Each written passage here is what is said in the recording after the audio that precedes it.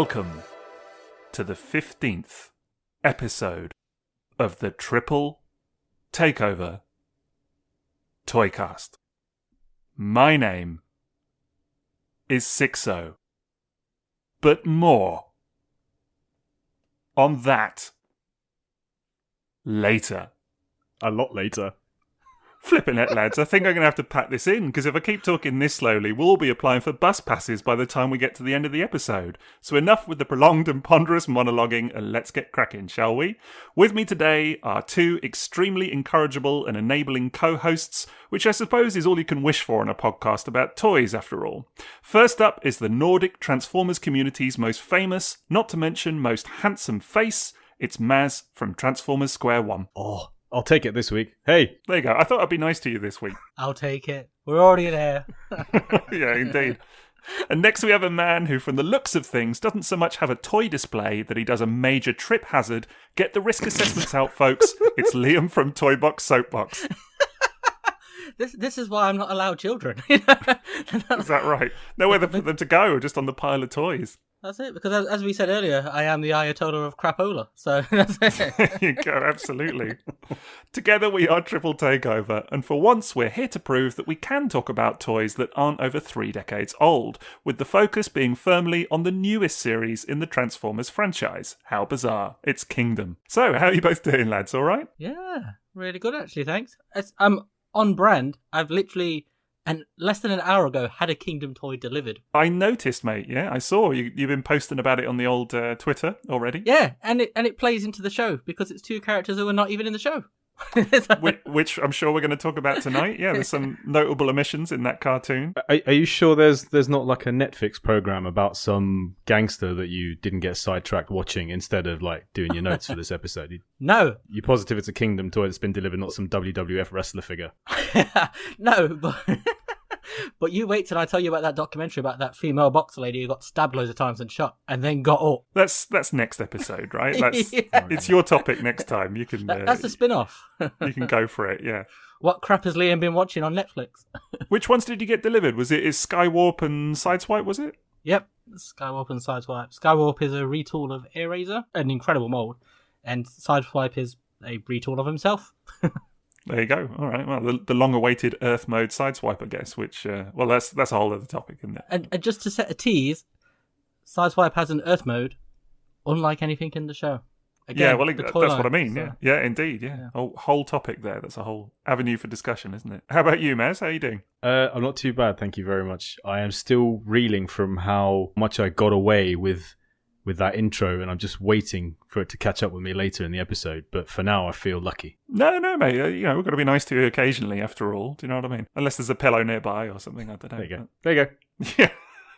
You tempted fate, mate. You tempted fate. When we were doing our Patreon Minnesota the other day, Sixo says, out of nowhere, he says, Maz is right. And it took me a little while. It was ticking over in my head.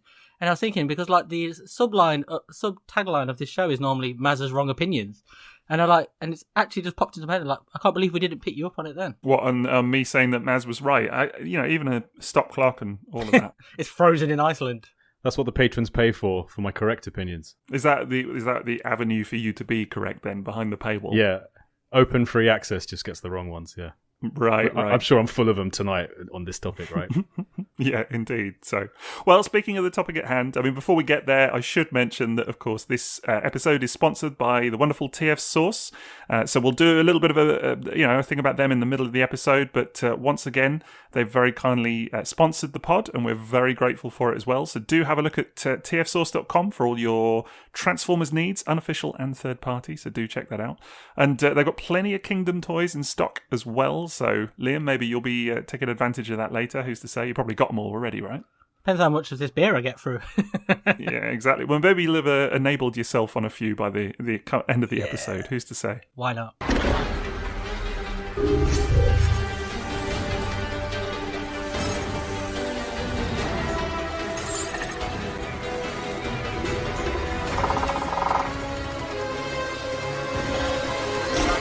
Right, so Kingdom just been on the old telly, hasn't it? So in the old Netflix. Everybody watched it, I assume. Yeah, I have. Maz, you made a bit of a concerted effort, really, didn't you? Because you weren't necessarily going to tune in. Is that fair to say? Yeah, I think it went something like I'm not interested, lads. I'm not going to watch it. And then, what was it, like 3 hours later, 4 a.m, I was like, okay, I've watched it. I know. It's a classic of Maz's statement. Yeah. Absolutely was. Is when you just suddenly sent a message saying, okay, I've watched it. And we were like, oh, okay.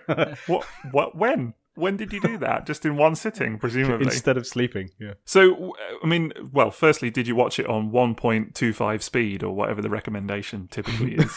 Have you seen that? I wish I'd known that earlier. Or in Japanese. Yeah, I'm not going to lie. I did try the old 1.25 speed. I heard that as a joke and I did try it. And actually it does work. I'm not even like, that's not even me being facetious or like having a dig at the pace of the show or anything.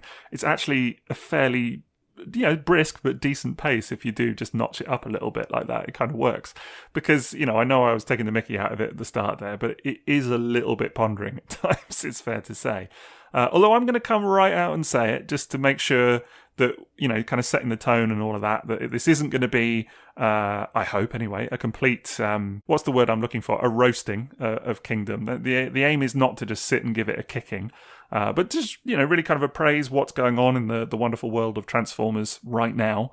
And for my part, I actually kind of ended up enjoying some bits of it, if I'm being honest. Like, not everything worked for me, but I thought there was some good stuff in there. I preferred it of all three of the parts of WFC, War for Cybertron. I think it was the best. By far, the first two parts. You know what I'm like? I tend to find the positive in almost all these things.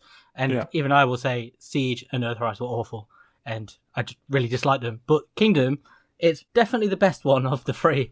That's one of the positives. But it's got a coherent story. That's how, not to spoil the episode already, but it does a lot of things right that the other ones don't. And even though a lot of the same problems still show up throughout, it's lessened by having a story that makes sense. I kind of agree. I suppose it is worth saying at this stage that, yes, spoilers for Kingdom and the whole of War for Cybertron. If indeed you've not actually watched the shows and you are worried about spoilers, then why are you listening to a podcast on it, I guess. But we will be revealing a few plot points along the way, I'm sure. But yeah, Liam, I completely agree with you. I think the fact that, for me, Earthrise especially, just kind of thinking of the trilogy as a whole, Siege, I think, had the kind of novelty factor to it that at least it was new, so that there was stuff that, maybe you could kind of see it, that it was a problem, but at least it was still new. So it was only 6 episodes, it was a bit of a slog at times. But Earthrise, for me, I'll be honest, I found it almost to the point of unwatchable. I've honestly tuned out of various bits of it just because it was so slow and pondering and just kind of nonsensical and just things happening where you're like, why? Why is that? What does that relate to? And there were some bits of Kingdom that I thought actually, if anything, kind of didn't necessarily do justice to Earthrise, but maybe we'll touch on that later. But I will say for Kingdom, just as a separate entity, I thought the storyline was all right actually, and kind of propelled it forward a little bit. It's funny as well because when you watch it, it doesn't feel like you actually need to know what happened, because the only thing that's relevant at all is the Allspark, and they must tell you that story 14,000 times throughout the show anyway. So all the other stuff, it sounds extreme what you're saying about Earthrise, but it was that bad. There's so much of it, like even stuff like it being called Earthrise, but they don't get Earth modes or anything, even though the toy line is based around them all having Earth modes. But then Skylinks turns up magically in a more accurate space shuttle than his toy, because it's even got the heat shield and stuff. So all this extra detailing. It's really there's just so much of that in Earthrise and Siege where you're watching it going, why are they doing this? Why are they talking so slowly? What is happening? You were just saying not needing to have watched the others, and of course I haven't watched the other two. I was initially a little bit confused about Galvatron's role in things, and I didn't know whether I was watching people having hallucinations or whether they were flashbacks. I couldn't tell that initially, and I felt like having missed the Dead Universe stuff, that was a bit lost on me as well. But obviously they explained it, we traveled through the Dead Universe back in time or something like that, and it just seemed to be a little bit of a MacGuffin that helped solve the questions I had in the episodes. But it wasn't a barrier to enjoyment. It probably acted the opposite for me, whereas because I saw the trailers for Kingdom, and I think I had to say it very quietly, like, I actually quite thought it looked really good. And maybe that's just because I had just finished watching some Beast Wars episodes as well for our Beast Wars podcast episode. So that kind of played into it nicely. I thought, okay, well, I quite like the idea of seeing the Beast Wars cast next to same. the WFC cast. So what it's left me with is actually thinking, okay, so there are story elements that I didn't have any background for. So maybe I'll go back and watch the other two. But obviously, Don't do it. Yeah, that's the thing. It's like one of those where I read a good comic and I realize that there were things I have gaps in my knowledge of the backstory.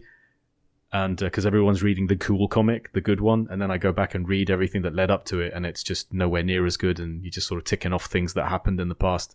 Whereas you should just stick with that amount of knowledge that the good series gave you. So maybe that's just, it's given me a thirst for watching Transformers cartoons again, and it always happens whenever I don't watch Transformers media for ages, and then I start watching something. I actually remember, man, I really love watching Transformers cartoons. I really love it, whatever it is. That sense really comes through in this one, I think. I think so. I enjoyed it. I mean, I was willing to stay up later and later. I could quite easily have watched the rest of the episodes on another day, but I just felt like watching it all in one go.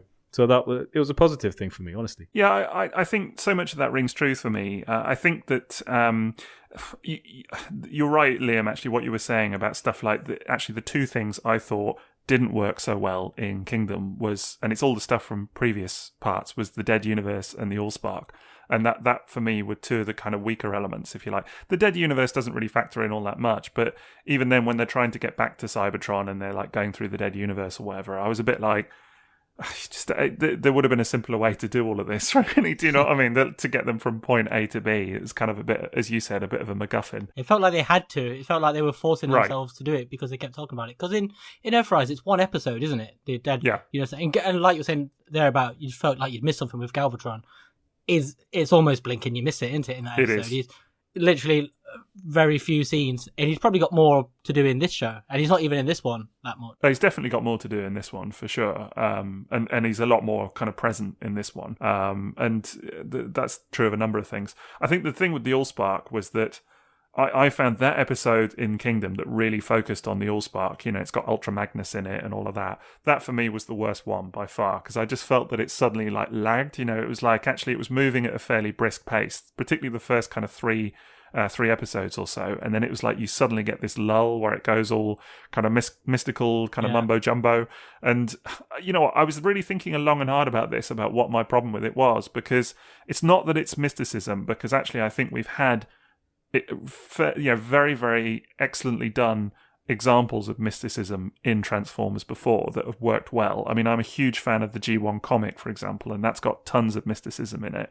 But I just felt that this was really, I don't know, like unearned somehow. It kind of like, how does the Allspark work really? Like, how does it tie into everything? It's not really, it's just kind of, I don't know, it just smacks of being like a bit convenient. Like, and then obviously the fact that, all the dead characters turn up at the end and just make the baddies disappear. It's like, that felt like a bit of a contrivance to me. I just kind of, that didn't feel like the kind of ultimate peak of the storyline, if you like. Definitely, the mysticism stuff, I know exactly what you mean, because when you say it feels unearned, that's exactly right, because even though they're talking about the Allspark, the only time it seems to feature is when it needs to do something. So exactly. When it has to act as the point of agency or something in the plot, and it's something like it can do something, but it's never defined in any way. It doesn't have like any clear set of rules that you can look at it and go, it can do this, it has this power. It's just catch-all, it gives life to everything. What does that mean? Does it bring people back? Does it do stuff? And it's like, no, it just gives life to everything. Everything's built on it.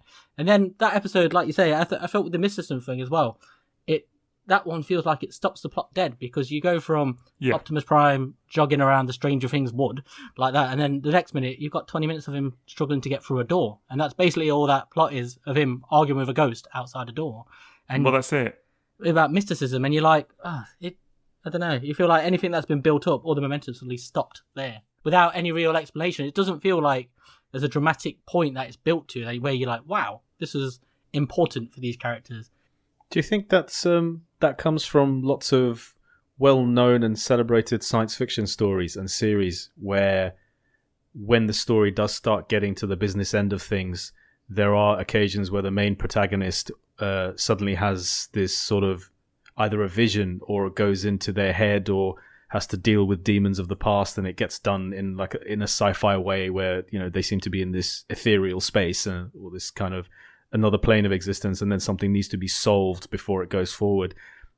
And then they've just adopted that because all the sci-fi that the writers and the fans have grown up with has always had that sort of element. I was thinking of things like Babylon 5 or Star Trek or, that sort of thing. Yeah, I think there's I mean, I think you're absolutely on the money. I think there's a lot of that, isn't there? That kind of internal struggle.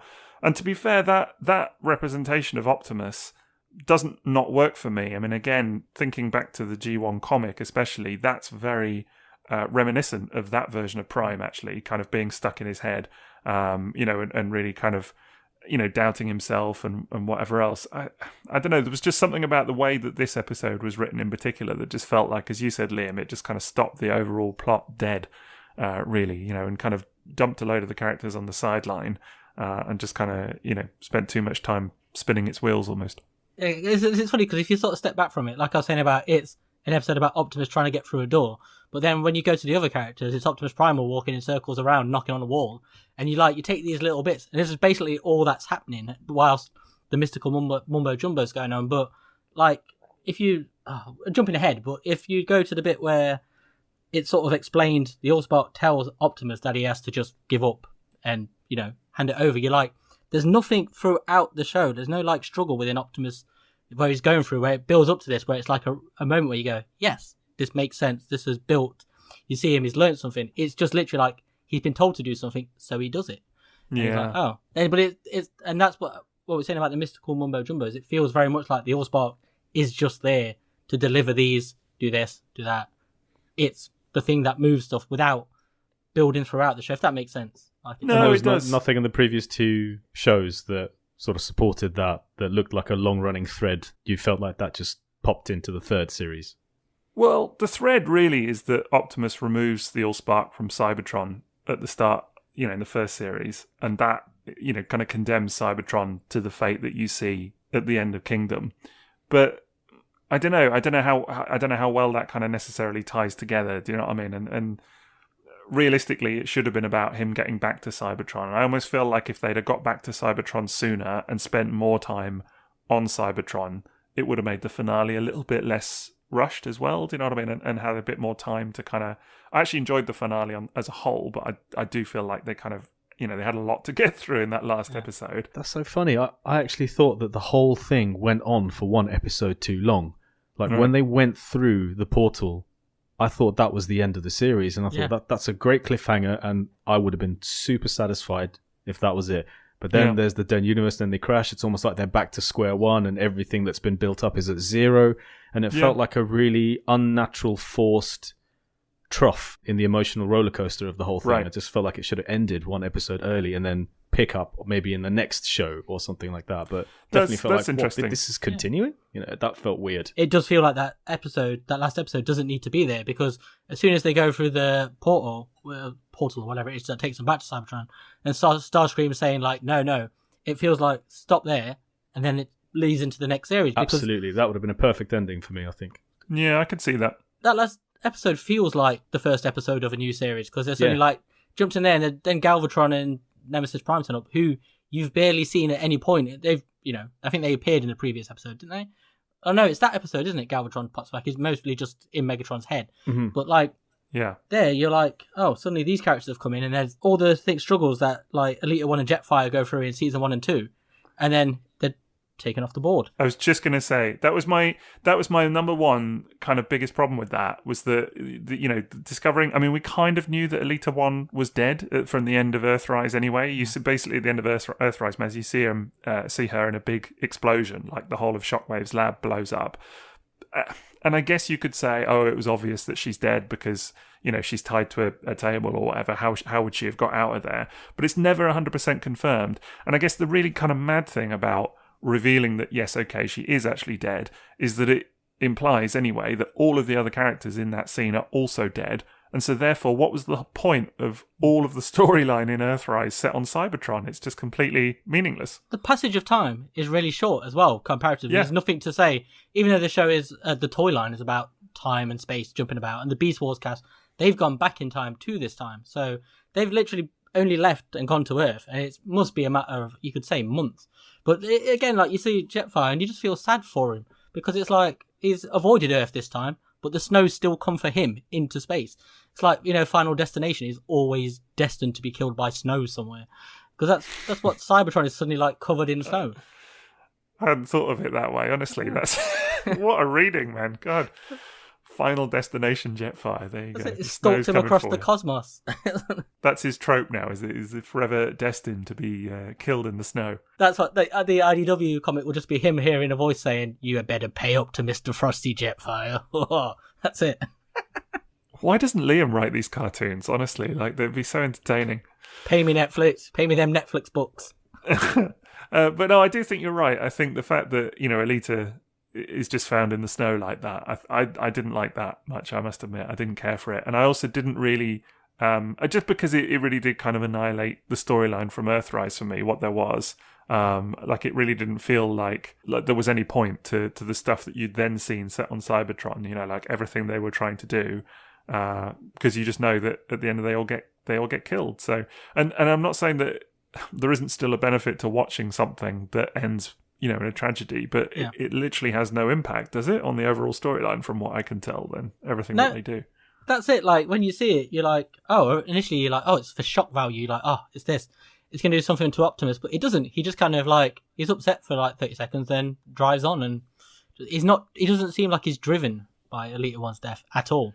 It doesn't seem to play in until she comes back as a ghost and as a chat. That's about it. Yeah, in a funny way, though, I kind of feel like it was a bit of an awkward one anyway. The whole kind of women in refrigerators trope, of that whole thing of if you've not seen it, of Green Lantern being motivated because his girlfriend was killed and stuffed in a fridge.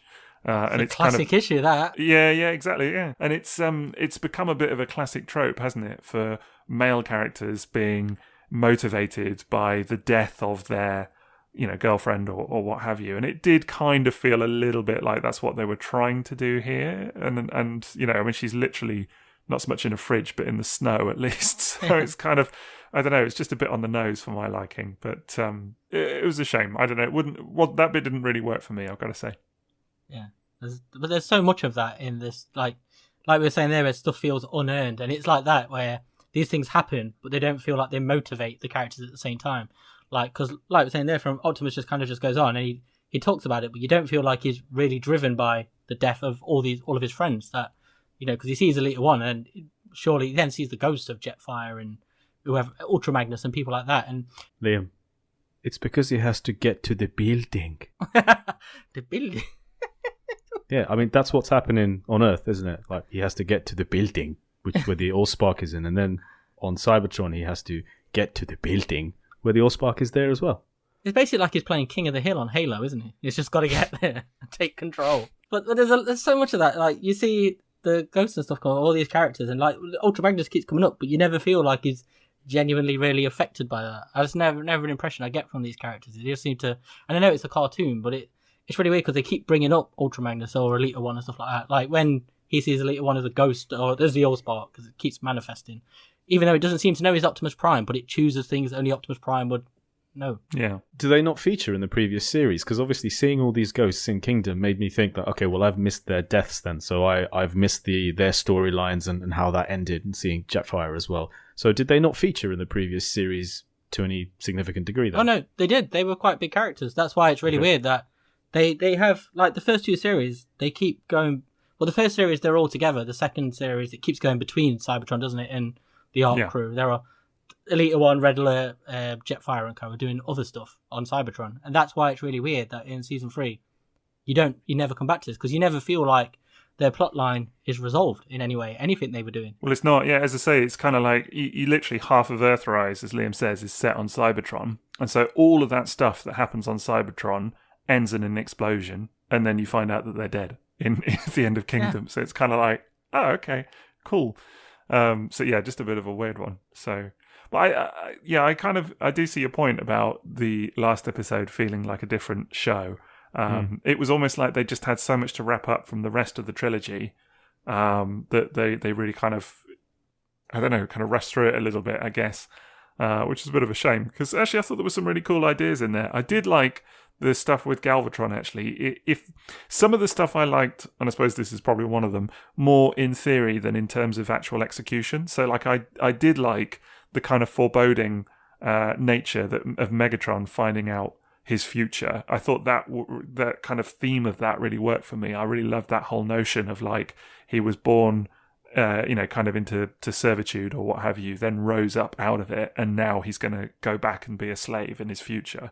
And that whole kind of, sort of that fear of, you could sort of sense that wasn't what he wanted, and that kind of dilemma, I suppose, for Megatron. I thought that kind of worked quite nicely in the final episode, and actually kind of made sense for me as a reason for him to kind of join the forces with the Autobots and the Maximals and everything. I like the way he had that realization and then was shot off a cliff straight away. That made me laugh when I rewatched it again.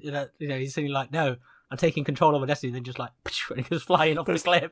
That's true, actually. There's a moment, but that thing, it really came through on a second viewing. Actually, I was going to mention that is Megatron. He feels like he's a prisoner of his own destiny, and that feels like what his real story is throughout. Like he really does feel like he's just tormented by being something he doesn't want to be, but at the same time he is something he doesn't want to be, because he keeps, he sees himself as the freer of Cybertron and stuff like that, and when I think he's slowly realizing that he's not that, and then he sees what he's going to become as a slave anyway, it then doesn't justify the means to him, I suppose, in the end. Yeah, exactly. I actually think that on the whole, even taking it across the three shows, I really feel like Megatron was actually a character that worked very well on the whole, and I feel like it was a really successful portrayal of, classic G1 Megatron, if you like, under a kind of new light. They took some inspiration, I think, from the comic, as I say, the G1 comic in some ways, the kind of whole kind of gladiatorial aspect and all of that in his backstory.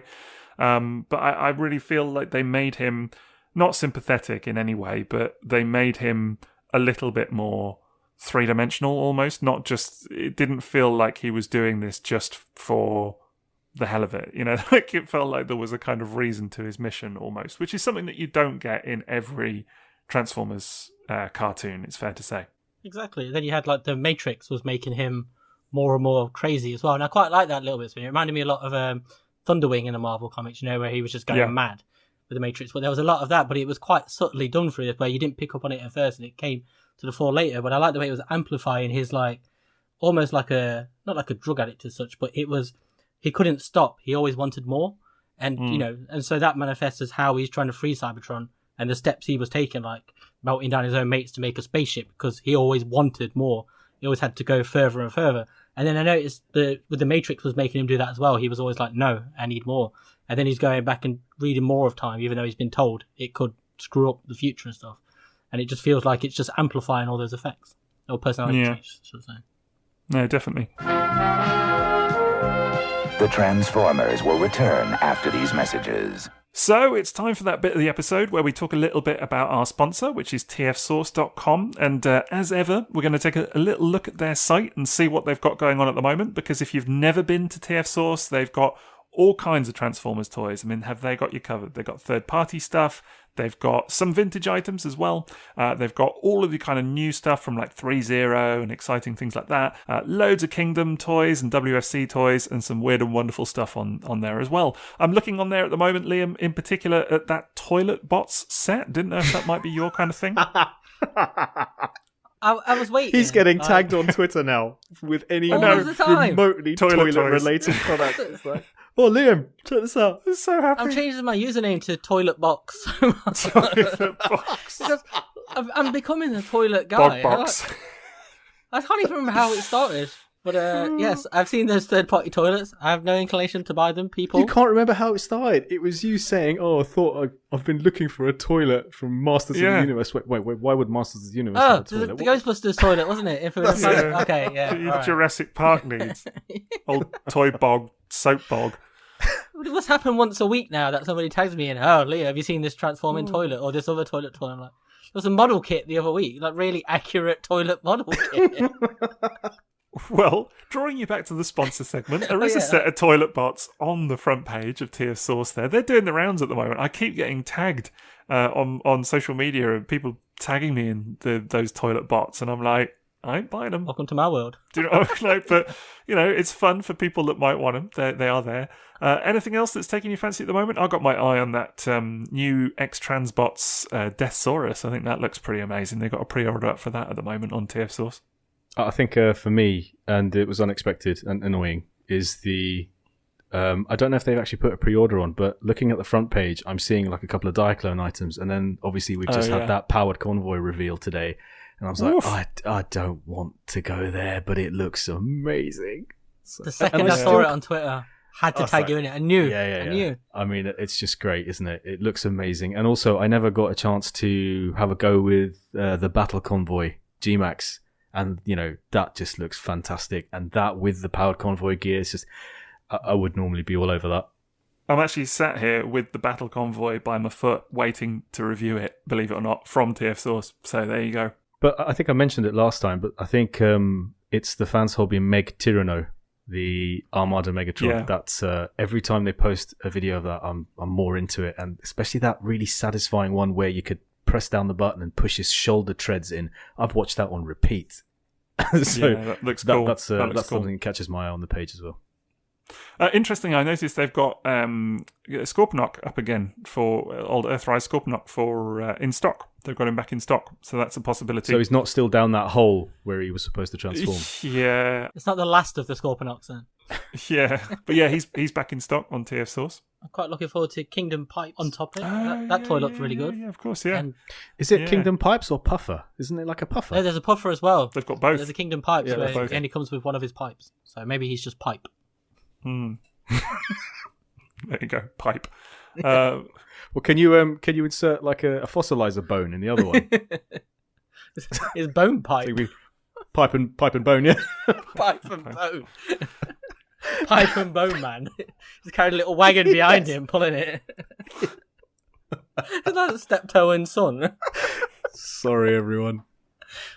Go to TF Source. Anyway, yes, exactly. This has been our sponsor segment for the podcast. There you go. Very professional.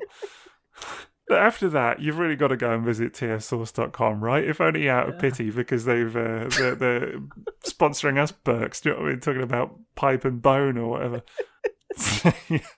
Go and check them out. tfsource.com. They're pretty good. I'm dead. We now return to the Transformers. Let's come on to the Beast Wars cast, because I think that's probably one of the kind of really interesting aspects of this show.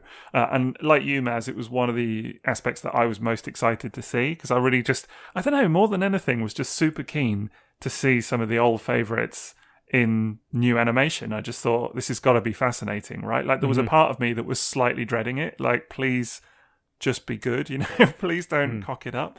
And actually, I think they did all right with it on the whole. There was a couple of eyebrows raised along the way, which I'm sure we'll talk about. But I don't know, what were your thoughts on those guys? I liked it. I really did. It was kind of made me realise how, having had no attachment to Beast Wars previously, and then having watched the show and doing the episode, how much I actually cared about the cast and how nice it was to see them there at the same time as the WFC cast, especially like Air Razor and Tigatron, who, from where I saw up to Beast Wars, looked like they had been killed and they weren't in the story anymore. So that was nice. It was almost like seeing friends again in some fashion. But I thought they were really well handled, and I think I probably preferred them to the WFC cast, with the exception of a couple of characters who I thought came across really well. And I wasn't as offended by the VO as I know some people were. The VA. Yeah, the voice acting, the VA. Because I knew it wouldn't be the same cast. I went into that fully aware that it wasn't going to be the same cast. So it was just an interesting, different take. And I really didn't hate Beast Wars Megatron at all in the series. I quite enjoyed how absolutely powerful he seemed. I quite enjoyed that aspect of it. And I really liked... I was happy with it. I genuinely was. I think actually my favourite character in the entire series was probably Air Razor. I think she was great. Her character model was utterly gorgeous as well. I think that was the one I felt most inspired to go and buy a toy of. So it's a nice toy as well. It looks great. I mean, her character model was stunning, and I really liked her role in the entire series was really nice. Big plus for me, that was. Yeah, I totally agree with you. I think when I was doing a little kind of, mental rundown of it, she was the one character I thought, wow, they've really kind of done something with her and made her kind of front and center, which is funny because actually in the original cartoon, I'm not saying she was in the background so much, but she definitely wasn't front and center in Beast Wars, was she? She was kind of, a bit off to the side or whatever. So it's great that actually they did kind of put her a little bit more at the forefront of it in this one, I think. And I agree with you. I think some characters I thought looked better in the animation than others, and I thought she was one that looked fantastic. I just thought the design, everything, and it is a really nice toy, so as well, so that helps. That's one I'm hoping to pick up. Megatron is an interesting one, because I got to say, I struggle with it a little bit. I'm not going to lie. The voice acting on him didn't work for me. I didn't hate it. I'm not like, some people have been, as you said, really offended by it. I have an interesting relationship with some of the voice acting, because like you said, I knew it was going to be new voice actors. I knew it was going to be different to the mainframe show, and I was fine with that. So actually something like Dinobot I really liked, because it sounded nothing like classic Dinobot. It sounded nothing like Scott McNeil, and this kind of raspy thing that you get from the 90s show. And I liked that it sounded completely different. I had a few people saying that they should have swapped the voices of Tigatron and Dinobot, and I was cool with it as it was, to be honest. That didn't bother me at all. I thought Dinobot had one of the best voices in the entire show. I thought absolutely excellent. Like, I like it more than the original Dinobot, because the voice actor doing that was just excellent. Like, everything sounded really good. Yeah, I would totally agree. I think he nailed his lines. He had the right level of kind of sadness to him, but also kind of empathy as well. But toughness, I just thought it was great, really, really good. And again, I liked it because I thought actually the character of Dinobot erred quite a bit from the original portrayal as well, which is interesting because they even took some of the lines of dialogue from the 90s show, but still the character felt quite different. He didn't feel like a rip-off of what we'd already seen. His death scene had a few classic lines, didn't it? Very much so. Very much so. Yeah, I mean, they lifted some... They actually took lines of dialogue, some of it directly out. The whole thing about, it being ironic because he's got no choice at all and all that was just directly lifted from the original script. And I don't mind them doing that. I kind of like the homage of it. And I thought that actually on the whole, the death scene was quite well handled and worked. I think it's one of those where it's probably best to not compare it too much. As much as it is a homage, it's probably best to just take it on its own value, because nothing is going to top Code of Hero realistically from the original show. But I still thought it was good. I don't think it's in the same... It's not going to go down in the same league as Code of Hero, but it still doesn't make it bad, if that makes sense. It still did what it needed to do.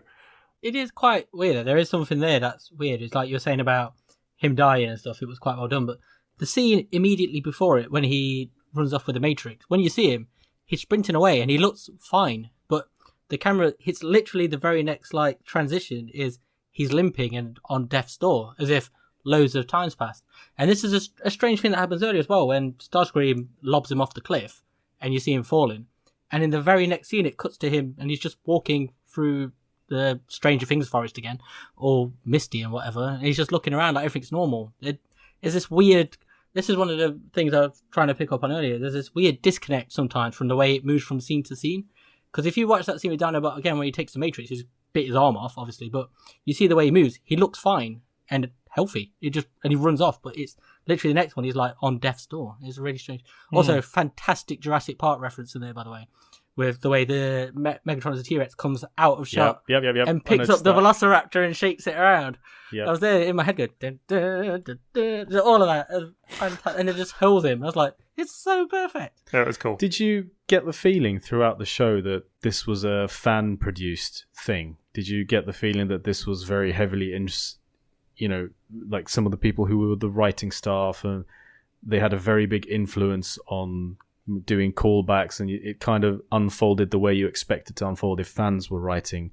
And that's no comment on the quality, but just rather the content and how it was pitched, and like you say, the references to certain things and the specific lines from iconic characters that were recycled in the show. Yeah, there's so many references, but the way they're put together feels like somebody's got a show and they've gone, this is my moment to get everything I've ever loved about Transformers into one show. And I don't mean that in a bad way, but it's because the way it goes through things, there's so many references, and you can tell that people working on it love Transformers, even if there's a lot of things you don't like or a lot of things you disagree with. There's just so much in there that it's really obvious that they are fans. Yeah, I think so. I think it's very obvious, and in fact, some of them definitely are. Like, there's been a couple of them on Twitter and things like that, and kind of talking about it. And there's, definitely some references in there. I mean, I think that shines through, as we said, with stuff like Dinobot's death scene in there. And there's lots of G1 references in there as well.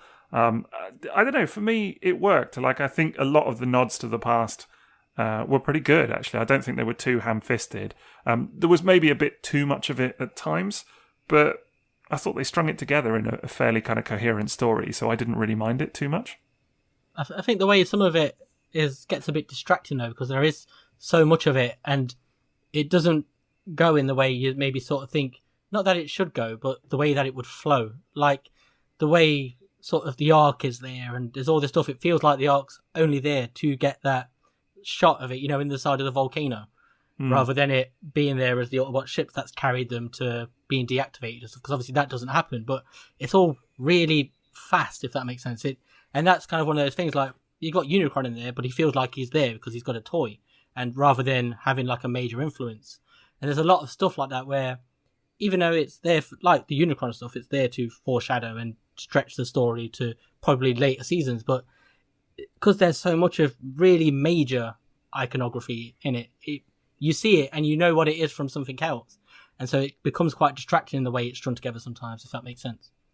No, yeah, I get that. So, did you spot some of the references right at the start in the first episode? The little flashes that Optimus has. Did you see that?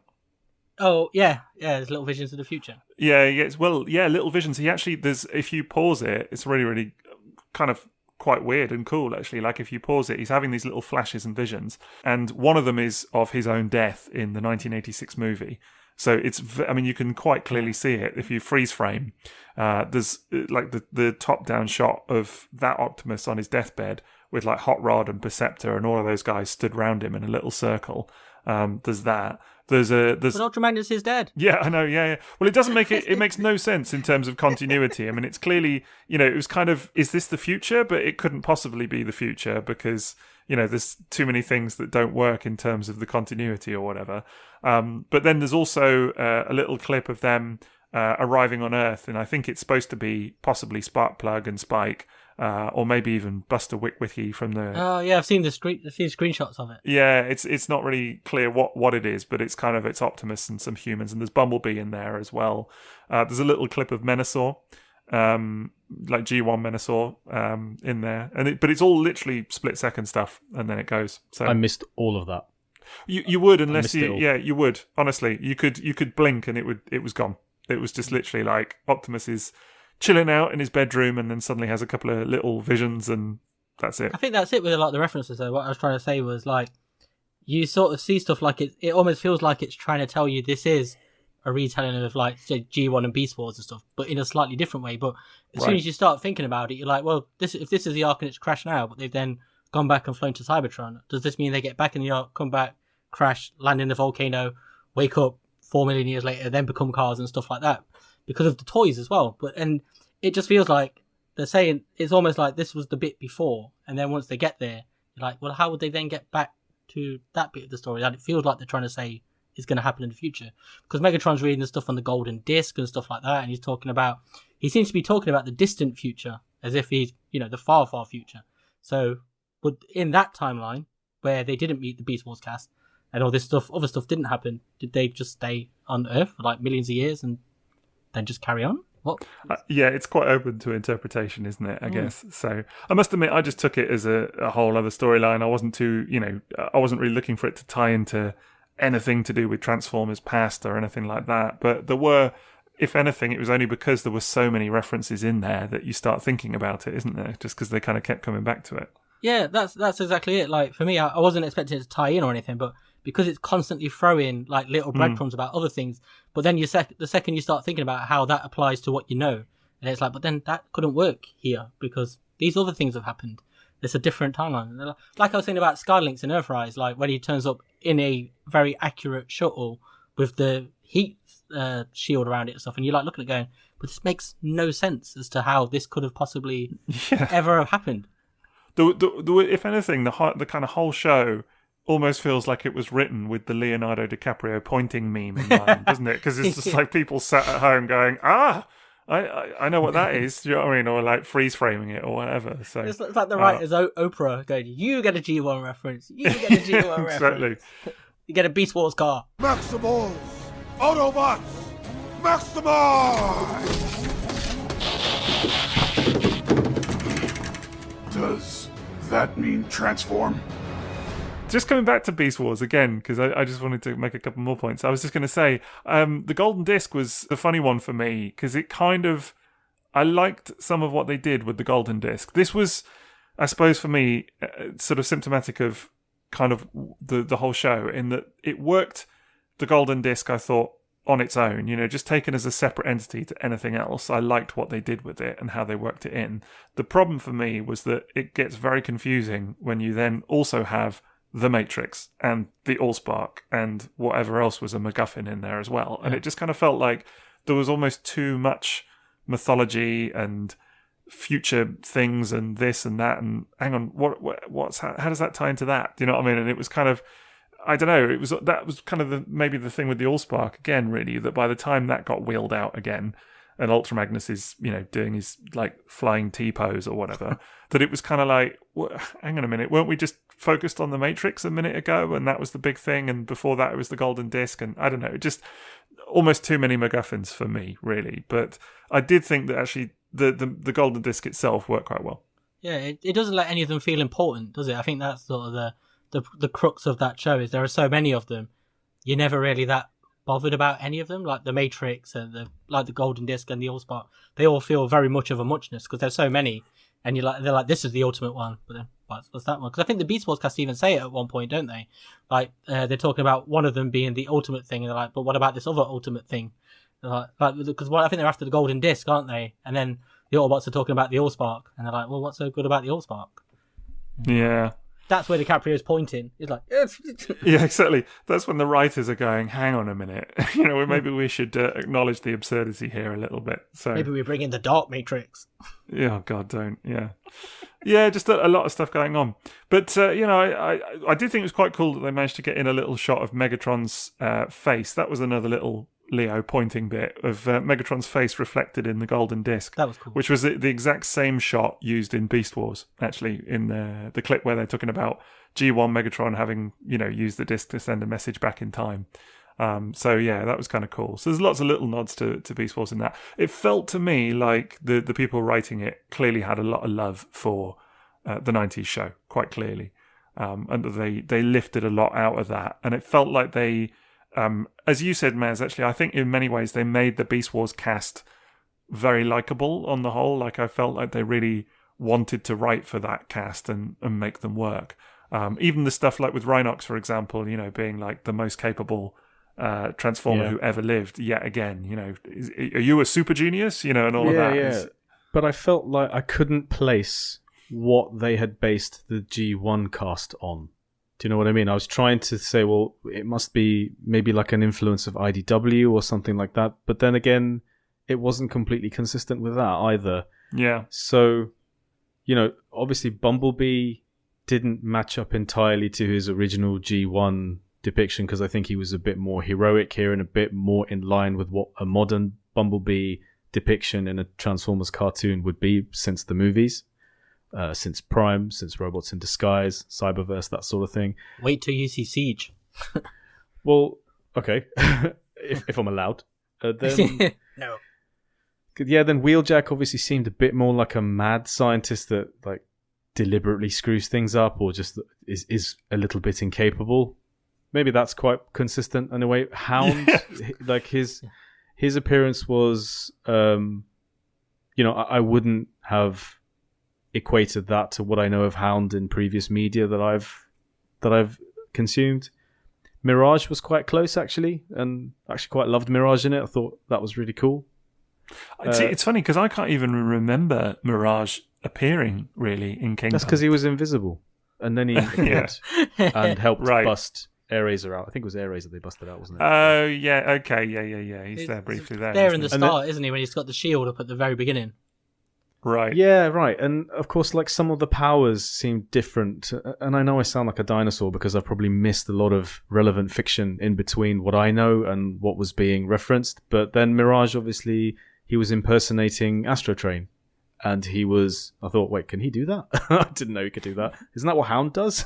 But then Starscream was going invisible and stealthy. I was like, wait, can he do that? Is that Mirage who just walked in? No, it was Starscream. Wait, I didn't know he could do that. Okay, I've probably not read a tech spec well enough somewhere. So there was definitely, I was getting feelings like that with the G1 cast, that it didn't completely relate to what I knew of their capabilities or their personalities, and I was trying to place each one, wondering if they were all lifted from one source or whether they had cherry-picked particular incarnations of those characters. No, I can sympathise with some of that. I actually think that, if anything, the Beast Wars cast felt more well-rounded. They felt more defined, whereas some of the G1 guys just kind of blur a little bit for me. Like, realistically, I remember there was one episode, I can't remember which one, and suddenly Sideswipe has a line of dialogue, and I was like, oh my god, he's still there. Like, I'd completely forgotten that you're even here, mate. Do you know what I mean? You're just like hanging in the background. And that for me was kind of a bit of a fault, because although it was great to see the Beast Wars guys, getting their due, a lot of the G1 dudes were just kind of really sidelined. I mean, RC had quite a lot of dialogue, but she was just really used for exposition more than anything. She was just there to kind of explain what was going on half the time. And she has no importance to the plot whatsoever, no, does she? Nothing. Not really. She just kind of turns up, shoots, does some exposition, and that's that. So, I don't know, it just felt like it was a large ensemble of characters, and they obviously had to balance all of it, which is difficult. But I really loved Wheeljack. I really like Wheeljack, because he just felt like the cartoon character to me, like everything you know about Wheeljack. It just felt like... And I felt like that's why it was so jarring with characters like Ironhide, when they've got these really young voices. I don't mind different voices, but... That's a good shout, He just didn't... There was nothing of the character when he looked so much like the character, if that makes sense. And Prowl too, actually. It's thing with all the Beast Wars cast felt like the Beast Wars cast. Like, even if the voices, like Optimus Primal sounds a bit different and stuff, but they all felt very in step like that. And whereas the Autobots don't. Some of them do, and I think that's why it's so jarring, because some, like Wheeljack, are so similar to what you remember, but then other ones are so different. Like Mirage is very similar as well. Like, but then you get, like, again, Ironhide, who is just so far off. And then if you'd seen Siege, like, Bumblebees are very much like a very edgelord, isn't he? Sixo in the first series, he doesn't like Autobots. He's all on his own and stuff like that. And it just feels sometimes it's a bit hard to. The show feels like it's trying to get you to settle in by selling you stuff you know, but at the same time chucking really weird stuff that feels completely counter to what it is. That's 100% it. It's not really one thing or the other. It's not a break from everything that's gone before, quite clearly, because there's tons of references.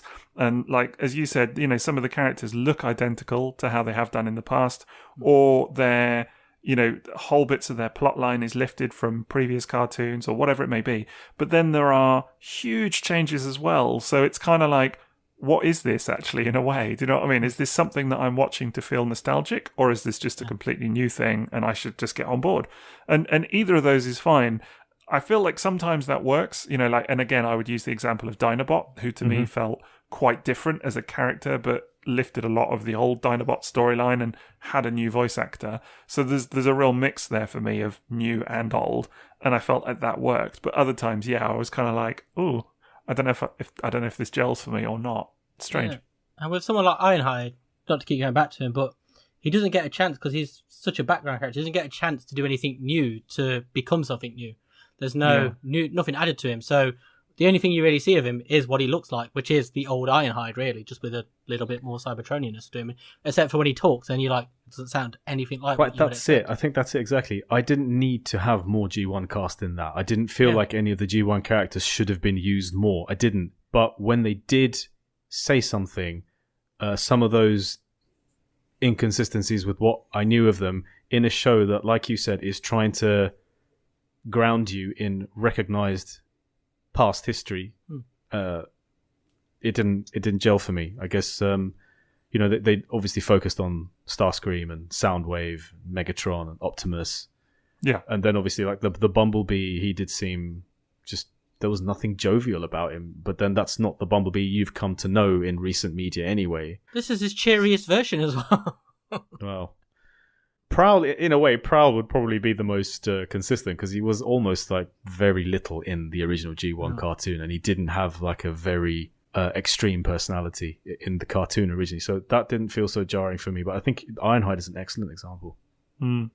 The weird thing, of course, about Bumblebee is that they put him front and centre, especially in, again, some of the previous 2 chapters and that. And then he doesn't even have a toy, does he?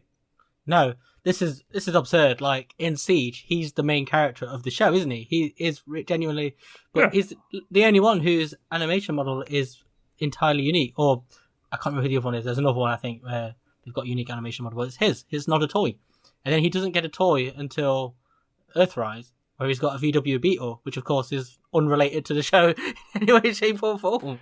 It's such a weird choice, honestly. Like, I just, I think it's cool that they did a VW Beetle toy of him and all of that, but it's just kind of mad. Does he even transform at any point in the 3 seasons of the show? He doesn't.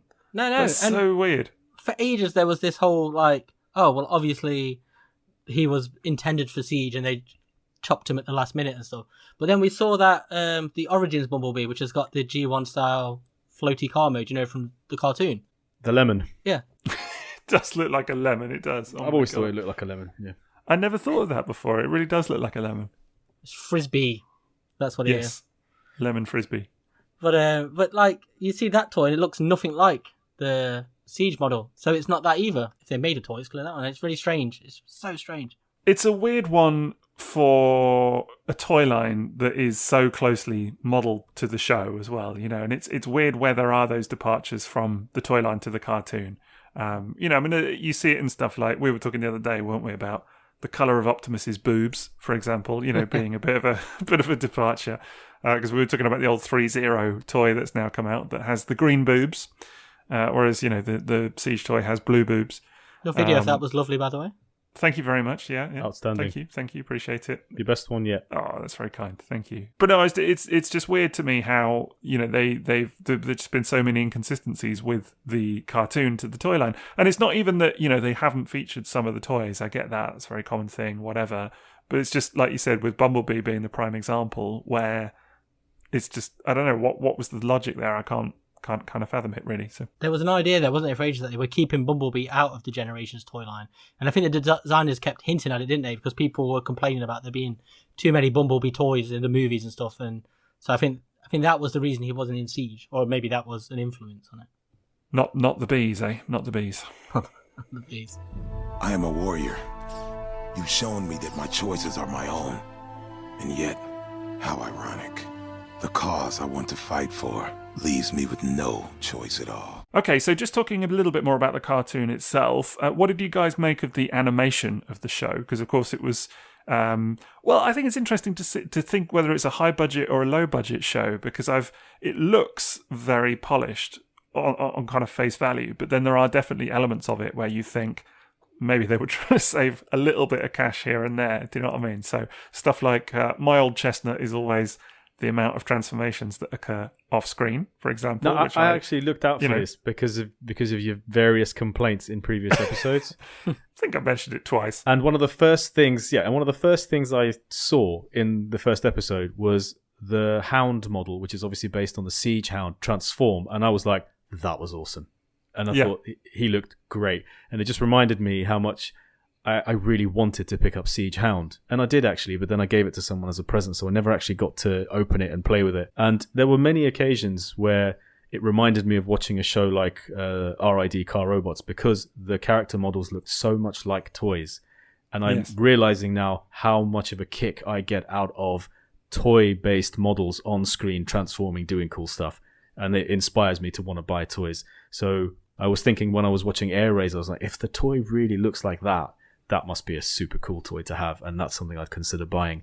So every time I did see very toy-based models on screen, it reminded me what I like about Transformers cartoons. And that was definitely evident in the show. Whereas there were some things like on Prime, he's got that big block on his back. And you were saying in your 3-0 video how that's just something they've added to make it accurate to the cartoon, right? Or to the original WFC toy. Certainly on the 3-0 toy, yeah. So that was it's almost like with Prime's animation model, that was a reminder to me why sometimes on screen artists take liberties and don't represent a character entirely like its toy. How they may have taken a bit more stylized view of it and made him a bit more dynamic looking, whereas he looked really bulky and clunky to me sometimes on screen in terms of his character model. But it worked great for I think it was Prowl, and it worked really great for Hound. But then I was seeing elements of Astro Train where he looked supremely clunky and looked a lot like the toy. I was like, but I appreciate that they look like the toys. And transformation wise, there was one part where Starscream landed out of the sky into the Stranger Things forest, and he transformed, and he was sliding, and then a bit more of his transformation took place, and I thought that was awesome. Like that looked really great. So I did feel like there was more transformation in there, and what I did see of it, I really liked.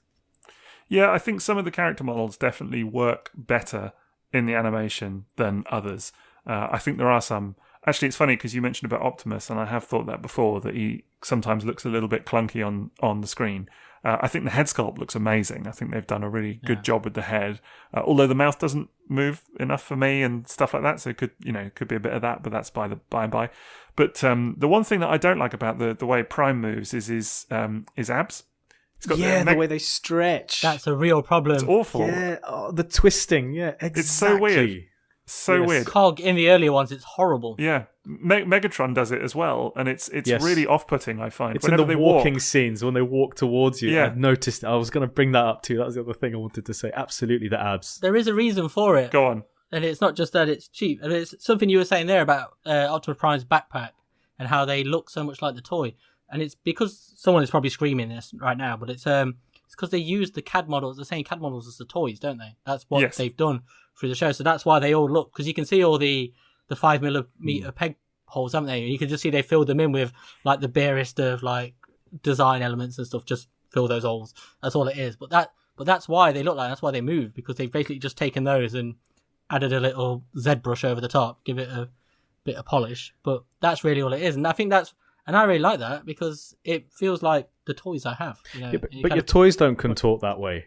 Like your toy has a waist swivel. And the entire grill would move to the side, not just the top part of the grill looking like... You don't know how my toys move when I'm breaking them. It was like someone had applied free transform in Photoshop, and it just thought skew. Like they'd skewed the middle of him. It really was. It was someone had got that brush and just kind of like mushed it a little bit. It was just really weird. There was a funny bit watching Kingdom tonight again, and I noticed the amount of times when Optimus turns his arm, he turns his whole upper shoulder inside, which the toy can't do. So, like, where the Autobot logo is facing in like that. And that's how he turns his arm. And I was like, but he's got the upper bicep swivel. Why didn't they just use that for the arm? And it actually noticed that, and I picked it out. I was like, that's weird. Why am I thinking of that? Well, we know not everyone can pose toys, don't we? It's weird with the Optimus model, especially having the 3-0 toy and seeing how articulated that is, and knowing that actually, the design of that thing can be quite fluid based on the 3-0 toy. The bendy abs thing, I just can't get on board with. It killed me. Every time I saw it, I was like, oh, it looks so gross. It looks so weird. Just on Megatron as well, I just thought it was really, I don't know, it just didn't work for me at all. It's Cog, in particular Cog, in the previous two series. It's awful, because he has nothing in his upper torso, so it just, it's horrible. It's like, it looks like a migraine. That's what it looks like. Everything is melting and moving. Yeah, it's a bit weird. But I do agree with your earlier point, Maz, that some of the characters, like Astro Train, look a little bit more clunky. Like, it's great that they look dead onto the toys, but it's just, you can see that some of the toys, because as you said, they're all based on the CAD designs, some of them, it benefits them moving a little bit more than it does others, I think it's fair to say. I thought the Beast Wars guys, all the Beast Wars cast, look great, honestly. They did look fantastic, yeah. They really suit it. But I think I'm right in saying, I'm not as familiar with all of those toys, obviously, but I think I'm right in saying that there were a few more liberties taken with some of those designs versus the toys. Is that correct, Liam? Would you say? Yeah, because I was looking at Optimus Prime today, and he doesn't look exactly like the toy in the same way the Autobots do. They look identical to the toys, but the Beast Boys cast don't. They do look a little bit different. But it's interesting, because like I was saying on Twitter recently, wasn't I, that one of the reasons I didn't like Beast Wars originally was the animation in the original cartoon. Because to me, it just, even when I saw it back then, it looked outdated. But seeing them in this show, like, I really enjoyed seeing those characters here. And it's weird because when we talk about like the bendy animation and it looking like the toys and clunky for the Autobots, never felt like that with the Beast Wars cast, and I really enjoyed seeing him in a way I never did. They really suit it. 100% agree. I thought all of the Beast Wars cast honestly looked stellar. The way they moved, I thought, was really impressive. I thought the transformations looked good. I thought, stuff like Beast Wars Megatron transforming, I thought looked great. He did look great. Yeah, did. I thought he had a wonderful head sculpt. Like, just the way he was drawn was really, really nice. Yeah. Yeah, it was very impressive to watch, I thought. And you mentioned Airazor earlier, but even some of the ones that got less screen time, like Cheetor and Tigatron, looked really good again. And I just thought all of it worked, to be honest. So it was kind of interesting. If anything, it made me want just more of Beast Wars done in modern animation. So. Right, absolutely. That's what I really liked about it, was seeing those character designs in better animation that was more, I don't know, to my taste, just what's more modern animation. Let's say that. but they felt so much more dynamic. Careful. They just it's something about seeing them more refined. I was like, I'll go that far, and I really liked it. I get what you're saying. I do get what you're saying. It's more modern, isn't it? For sure. I love the old animation, and will always kind of stick my neck out for it or whatever. But yeah, I did enjoy seeing it. I thought Dinobot looked great as well. But and again, that I think it's kind of almost what you were saying, Maz. I think versus the toys, they took the toys for the Beast Wars characters and just slightly stylized them. If anything, that was kind of based on what I've seen of the toys. They're just not dead ringers for it. They're just like a little bit stylized. But I thought it worked. So I wasn't too sure about Optimus's gorilla mode. I will say that was maybe the only one that I was kind of like, but generally it was all good. I think Galvatron's nose bothered me a bit. Yeah. And all those lines on him, all those lines on his neck. It looks like he was wearing like a thatched roof around his neck. Man, I saw your tweet about this before I saw the episode, and it was all I could see. I was like, oh man, you just totally ruined it for me, honestly. When you said he looked like he was wearing like a thatched ruff or something, and I was like, as soon as he came on screen, I was like, oh yeah, it really does look like that, damn. I just couldn't unsee it. Like, removed all threat and menace from him for me. It does. He looks like a pilgrim or something like that. He's got like he's in Little House on the Prairie and running down a hill. He's got that kind of old type American vibe. But there's I think that's something to do with the models, isn't it? Because Megatron's face is similar. It's very, very liney. If you look at his face, it's that kind of one where you kind of want to run your thumbnail over it. It's got that kind of texture. It's obviously meant to look like brushed metal, isn't it? But it kind of comes across looking like straw almost. It's quite a weird one. It's really egregious on Galvatron in particular. Yes, it is. Of all of them. It is. Yeah, yeah, it is. There was one scene I quite enjoyed. Amazingly, I had actually forgotten about... Well, not forgotten. I just didn't think that they would include the Titan mode Ark, Titan class Ark in this. So I just thought the Ark was the Ark. It's the ship. And obviously I know that they've made a toy of the last Autobot. And then he transformed and I was like, that's great, actually. I'm really happy that's happening. That's really cool. And I loved beforehand when their weapons were disabled, Megatron just sort of goes out onto the platform and says, I am a weapon. And that was super cool. I like that too. That was great. That was and super the whole bit cool. with Starscream. I thought I liked where his character went in the series. And I liked how he was going to be the one who could hear Unicron and then he was screaming at them to not go through the gate. And yeah, like I said, I would have loved it to end there. He had a really good arc, Starscream. Yes. Yeah, it was very much like, he mentions it, doesn't he? That he feels almost like he's been abused, doesn't he? He's got like a very abusive sort of background, and then he takes control for himself at the end, and I really like that. He kind of, he's not a victim. That's how he sort of plays himself, isn't he? That's what he realizes at the end. I liked it a lot. I wrote an article on Kingdom, when was it, like a month or so ago, and actually Starscream was one of the bits that I said really worked for me, because I like the fact that he was still him. He was still Starscream. He was still a treacherous, bastard or whatever, but there was almost a reason for him being treacherous. It wasn't just his own self-interest. Like, there was a bit of that obviously at the start, but then as soon as he finds out about the threat of Unicron, I just thought it worked, like how looming that presence was. I also felt that actually Unicron worked for me as a kind of background presence as well. Yep. I feel like Unicron is a little bit overused in Transformers media these days, but here it worked because they kept him just in the background. You know, Yeah. they didn't overdo it. Proper menacing too. Yes, very menacing. It's really nicely done. Where I was actually worried at the end of that, what I thought was the last episode, like, it all seems good now, but that's still waiting. Yeah. Whereas at the end of the last episode, I almost didn't think that it was going to be that big of a deal that he would turn up. But I don't know, somehow the way he was represented up to that penultimate episode was more impressive. Hey, one more thing. Is it just my imagination, or was there a lot of people always hiding and eavesdropping on others during the series? Was there always someone had overheard something someone had said, whether it was in the ship or in the forest or something? There's always someone. Yeah, I guess so. Just a lot of, you know, out and out discussing your plans and earshot of other people. Yeah.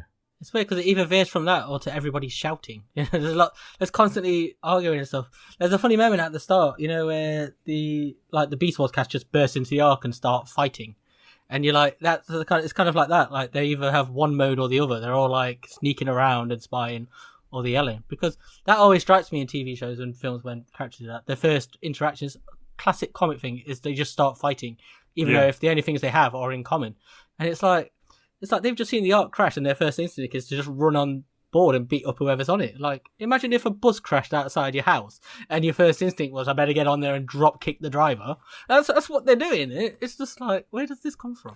There was a bit of that. It was kind of like when they were all fighting and stuff, the Maximals and the Autobots, it was a bit like, just have a conversation, lads, all right? Do you know what I mean? Chill it off. It was. Do you not think you would clothesline the driver instead of a drop kick? Maybe, man. If that's your go-to, you know, pro wrestling move of choice, then yeah, why not? Why not? Inextricably tied to Transformers fiction of the past, I don't know. Something. Yeah, absolutely. So it would have been fun to see, for sure. That scene was a bit ridiculous in that regard. I guess it was the whole thing, wasn't it, that they thought that he was Nemesis Prime, not Optimus Prime. But how would they have known? But he was red. Yeah. And he was inside the Ark when it crashed. They couldn't see through it as it was crashing. Like, how would they have known? True. I did like Rat Trap though in the cabling and stuff underneath when Wheeljack spots him and he like freaks out. I thought that was brilliant. I really liked that. Yeah, it was cool. It was a good way to introduce the Maximals and kind of made them seem a little bit distinct. I thought they really kind of stole the show with that. I also loved their kind of heroic moment, you know, and it was kind of like they've got to get the Ark up in the sky and all of that, and the Nemesis is attacking, but it's the Beast Wars guys that like go on the offensive with Black Arachnia as well, which I thought was really nice how they kind of got all of them together, you know, and they kind of go off and save the day. I thought that was really cool, that they got the kind of moment to shine. And she was really good. She was great. Yeah, I agree with that. Yeah, really good. Her Dinobot and Starscream together were fantastic. That was a cool little... Yeah, cool little trio. And again, the voice acting I thought was really good. You know, and at no point was I sitting there going, oh, you know, I wish we had Venus Terzo back, you know, from the original series, because as much as I do love that voice acting, you know, this felt distinct in its way. It was, you know, it's its own thing. I wasn't trying to compare it. So yeah. But I think it did, in a funny way, my only issue with some of the voice acting is when they try and do a bit of an impersonation of something that's come in the past, and then it's just not as successful. So I think actually with Megatron, Beast Wars, I didn't mind it being different at all. It was never going to be David Kaye, but I didn't like so much when they tried to do the yes and all of that. Like, I was like, just don't do that. Don't do it. Just why? You know, like you're setting yourself up for failure when you try and do that kind of impersonation of something in the past. And it's a bit the same to me, to be honest, with Optimus, in that obviously they hired the guy because he's well known for doing impersonations of Peter Cullen. If you're going to go with a new voice actor, which is fine, do a new voice actor by all means. It does not have to be Peter Cullen. You know, for my money, David Kaye and Gary Chalk have both done very good Optimus Primes in the past, so it absolutely can be a different voice. But it doesn't work for me so much when you hire someone and have them impersonate what's come previously. That's my only bugbear with it. Like, if you're going to do it different, just do it different. I bet it's the guy who did The Stand, you know, with that MP1. that American Star. I bet it's that guy. Oh, MP1 is it? Yeah, that's just for you, Maz. I like MP1. letters Yeah, exactly. from the front of numbers. MP1. But I know what you mean with Megatron. For me though, just I didn't mind that his voice was different. I just think the real problem with it is he lacked an edge.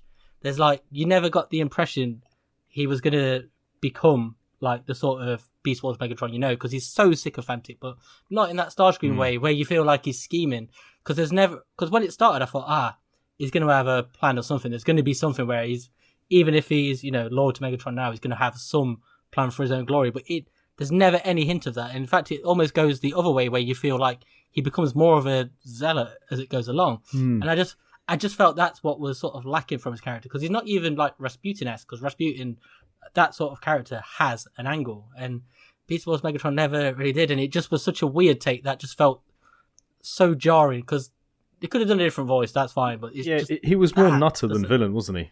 Yeah, he was just like Starscream without the treachery. He just really he's almost like Soundwave. He's got that kind of, he'll do anything Megatron tells him to do. He only cares about Megatron. He's got that kind of, it just didn't feel like, I don't know, he didn't feel like he stood out as a result. He just felt like another one of a minion, so to speak.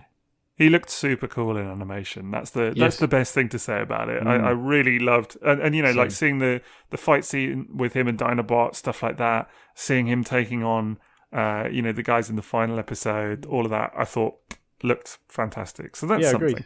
Agreed. Every time he transformed and charged the screen as a T-Rex, because I think he does it a couple of times, and it's just brilliant. With his mouth open, it's just like, wow, that's cool. It's nice. Yeah. That's what these shows are great for. They give you these moments, these things you really want to see, like that, and you're like, this is just cool. A brave new world awaits us. You could have been a part of it, but you threw it all away. At least I still have my honor. So we've talked a little bit, or kind of hinted about toys, and feels relevant to talk about toys on the Toycast. And of course, we've already kind of said that it's quite strange how some of the cartoon deviates from the toy line to some extent. I don't mind that personally, I think that's fine. But it does feel like the strategy here was quite strange, given that the cartoon models, particularly for the G1 cast, are so toyetic. To then not represent the toy line to a fairly large degree is quite weird, isn't it? I mean, let's deal with the elephant in the room, which is that there are so many Earth mode Transformers in the toy line, and yet they only make it to prehistoric Earth, not to current day Earth. I mean, what's the logic there? I don't know. It feels like I think the toy lines must have their own sort of fictional story that works sort of internally, but we don't know about, because you see with characters like Rodimus Prime show up, and he's doing the Doctor Strange sort of green summoning time travel sort of stuff, and there's a lot of that, and that was the same in like Titans Return and Combiner Wars. They had their own toy line fiction that wasn't the fiction you saw on the TV show they made.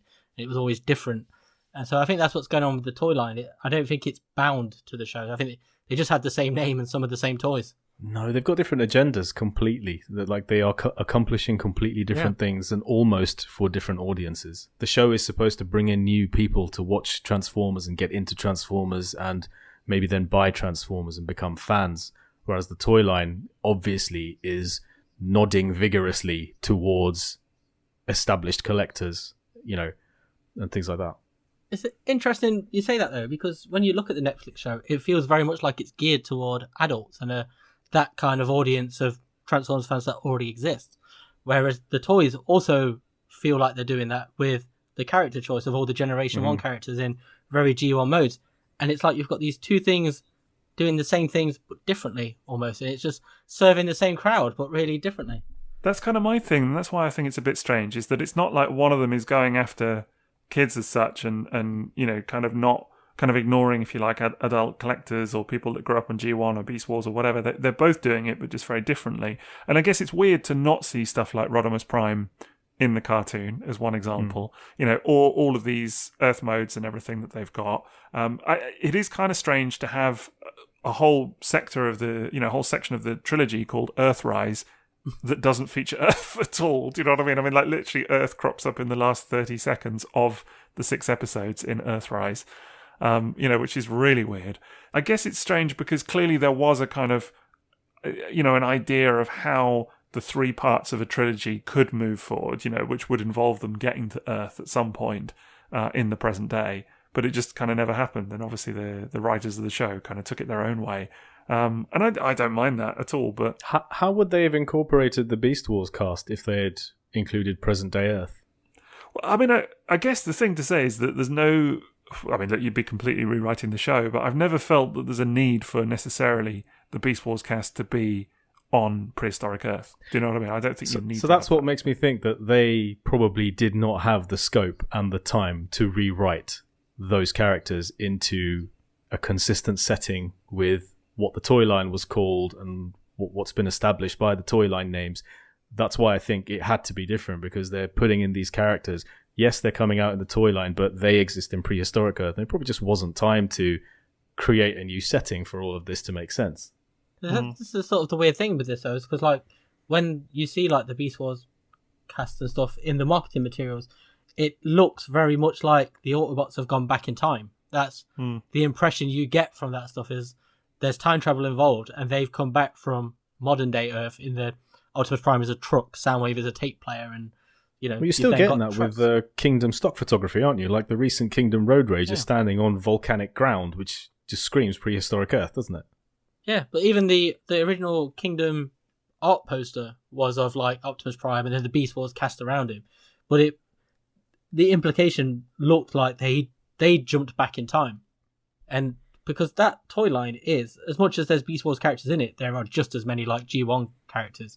Like, there are Optimus Prime's back as a truck twice, even though one's an Earthrise toy, but then there's also the core one. Then you've got Tiny Core Soundwave, you've got Trax, Warpath, all the I think Slammers come in from Metroplex and stuff like that, and those toy lines feel like they're still continuing generations, but they're filling out G1, but also adding in Beast Wars.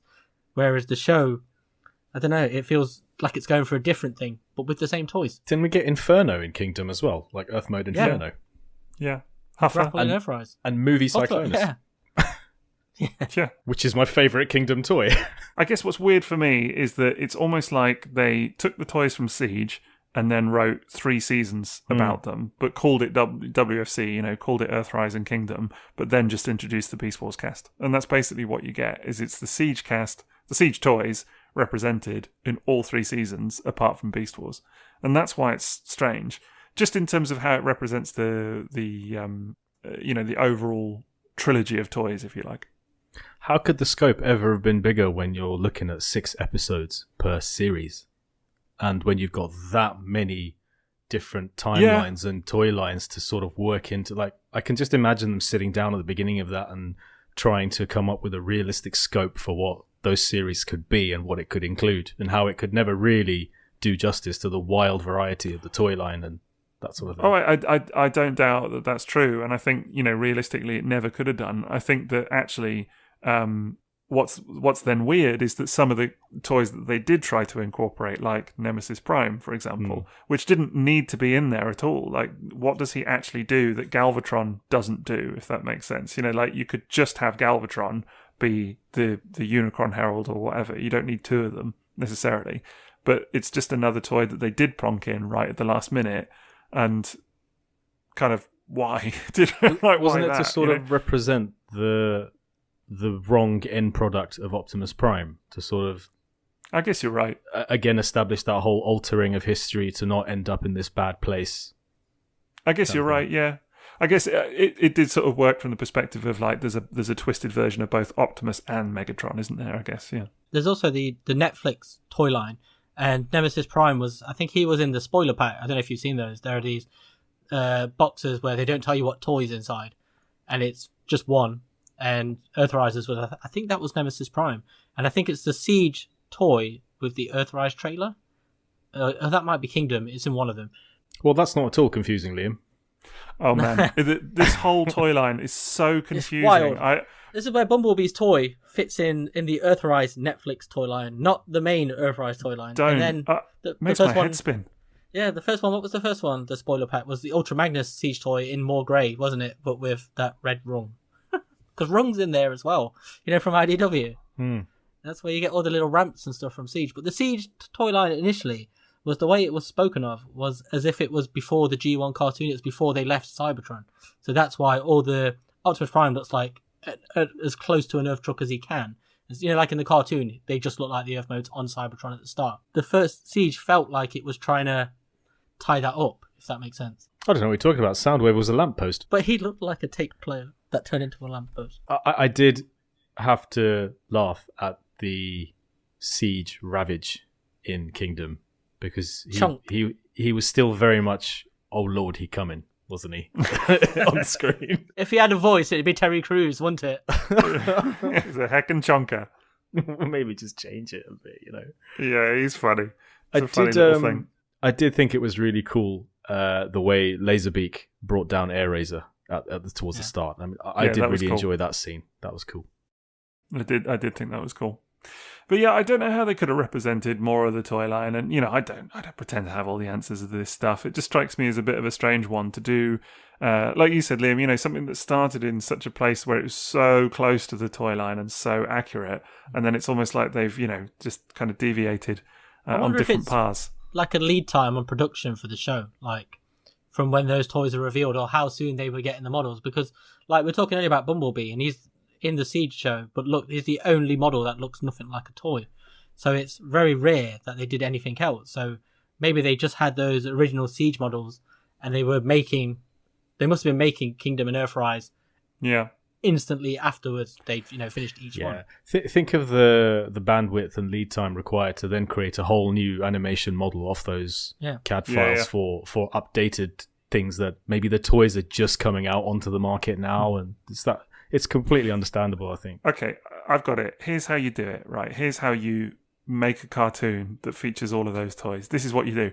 So firstly, 2D animation. So, old school. And but then just do it in an RID 2001 style, where you get like Megatron and he's suddenly like, aha, but here are my fossilizers. And then suddenly the fossilizers like come out of nowhere and they're all like, fossilizers go! And then suddenly they're doing their thing and you get a little montage with stuff flying in off the screen and like all of that. And, suddenly they're combined and then someone else says, oh no, it's, so-and-so, and they're doing their thing. And you just throw them all in there and get them to announce themselves and just like have a big battle. And I don't know, that would be kind of fun. I would love that. Be like, oh no, it's Bonio and Juliet. Exactly. Do you know what I mean? That's another thing though, like the fossilizers form such a major part of that Kingdom toy line. Excuse me. We've just had Bonio and Juliet. Where did that come from? Have you been sitting on that all night? Did you just come up with that? Literally just popped into my head when Sixo said fossilizers as we were talking about it. I don't know. Bonio and Juliet. Just thinking of RC palling about with Springer's corpse, but as a dinosaur. There's a t-shirt for you. Right. But there's like fossilizers. They're such a part of that toy line. But that's what I mean. And something like the RID 2001 cartoon would have just gone balls to the wall with just getting all that stuff represented on screen, right? Like it would have just gone for it. It would have just been like fossilizers everywhere, transforming every 2 seconds. I'd completely forgotten about the fossilizers till you mentioned them, though. So that's how weird that, like, watching the show, it's completely a non-entity because they're not in it. How are you going to do that show and not have fossilizers turn up, right? Like, that's my only thing. Like, I did enjoy Kingdom, and it's quite a serious show in its way, but part of me did kind of miss the kind of levity of, like, just some of these like really mad toy concepts having to be explained. Do you know what I mean? Like the way that just not sure Bonio and Juliet is the way to do it. Well, maybe not for a kids show, but once again, get Liam to write the show. That's all I'm saying. I'm telling you, Netflix, if you want a pole position or Jason the Wheeled Warriors reboot, come to me. Good Lord. I reckon he's just like Alan Partridge with his little dictaphone going, new Transformers idea, fossilizers, Bonio and Juliet. Yeah. I do like Jurassic Park, so...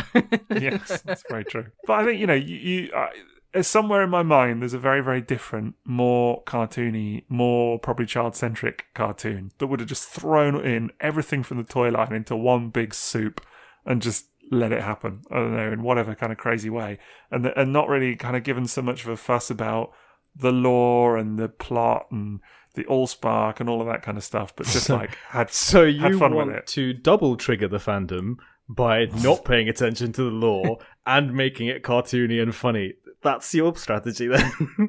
I think it'd be fun. Not serious business. Yeah, I think it'd be fun to see. Everyone would lose their minds about it. Can you imagine?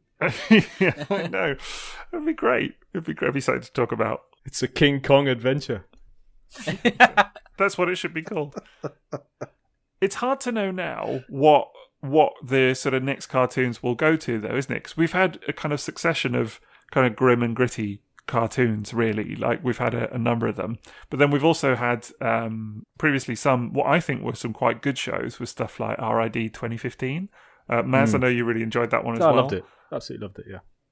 But it's so different to this in its way, isn't it? Because it was nothing like the toy line at the time, but just like a lot of fun, really. And I'd be up for a bit more fun with whatever comes next, I think. Do you think that's the crowd this is going for, though? Because we were saying like how Siege was so similar to the toys, and it feels like as it's gone on, it's almost, we always say these shows are toy adverts, aren't they? But this doesn't feel like that at all, because Earthrise and Kingdom almost entirely ignore the toys, so many of the toys. So it feels like it's the writers have taken it on as something else, if that makes sense, rather than it being a mandated thing. And on the way it's pitched on Netflix as well, it's not pitched as a children's show, is it? It's very much targeted toward adult fans and collectors, those, an older crowd. I can tell you now, my boy, I haven't even tried him with it, but he'd be bored. He'd be bored to tears if I tried to show that to him, honestly. And that's not a slight on the cartoon at all. It's just not... There's too much plot, too much talking, too much philosophizing, all of that. It just wouldn't gel. He's too young for it, ultimately. Too many people are in a mood. Yeah, exactly. Too much kind of pondering and stropping and shouting and all of that. It's just, it doesn't have that kind of levity that you kind of need necessarily to hold young minds, does it? I think. If anything, it feels a bit more teenagery in that respect. And again, that probably sounds like a diss, and I really don't mean it as a diss. It's just it is kind of hard to see what it's targeting in that regard. Do you know what I mean? But Boneo and Juliet were teenagers. You're not going to let that go now, are you? That's How can you? Yeah. I'm now thinking about how we can do a whole episode of like Shakespearean themed Transformers references. Who's Mercutio?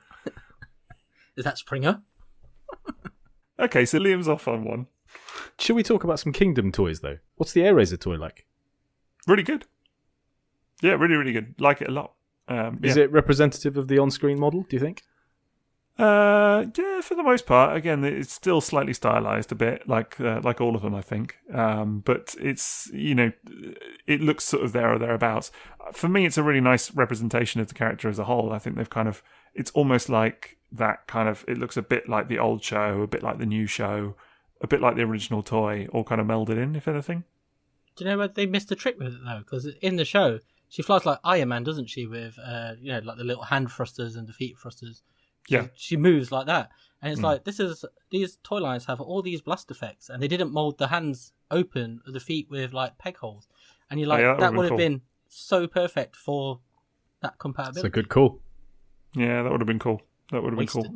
Missed opportunity. There you go. Yeah. But no, it is a nice toy. I've got the Skywarp as well from the Battle in Time set, which is a Kingdom toy line called Battle in Time, where Sideswipe turns into an Earth Lamborghini again. So, it doesn't quite fit. But the Skywarp's really nice. Like, I got that tonight, as we were talking about earlier, and it's lovely. I think it's so mad that they're doing toys like that as well. Do you know what I mean? That homage relatively niche Beast Wars characters. I mean, of course, I would still think of it as Silverbolt. As soon as I saw you post that, I was like, oh, it's Silverbolt from Magnaboss. But of course, it's the Japanese name, but Skywarp. But, still, I think it's super niche that they're doing that. And it's got to be said, that whole War for Cybertron toy line, all credit to them, some of the stuff they've cooked up, it's just absolutely insane. It's like a collector's dream come true, really, isn't it? Every time there's a new reveal, it's like some obscure character from however many years ago. So why doesn't Cyclonus appear in Studio Series 86? Why is he positioned in the Kingdom toy line? Because it doesn't really fit with the Kingdom aesthetic from what I can see. And Scourge is in Studio Series. Yeah, and this is not just because of who the character is, but because of the way the toy is constructed and just looks like it was destined for Studio Series 86. So does anyone know what the thinking was to put it in Kingdom? To me, it feels almost like they were overflowing with these toys at the same time. I don't know if some of them feel like they would have just been in the Generations line, if that makes sense. But then you look at a Hot Rod and a Grimlock, and they don't feel like the same, do they? No. As those toys. Like, you couldn't get that Hot Rod in that toy line, so it's... I don't think the Cyclonus is the same either. I think it's everything about it just says this is the best movie Cyclonus we could possibly make.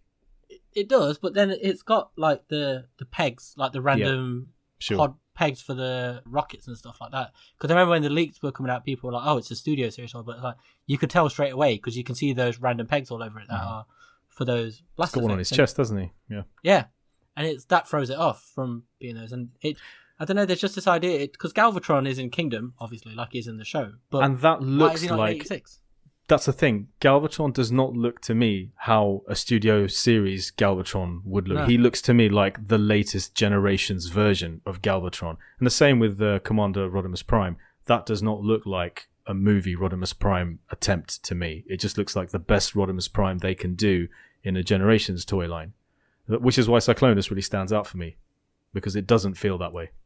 But his studio series is still Generations, ultimately, though, isn't it? It's all still part of the same whole. Don't say that. The movie fans will come for you.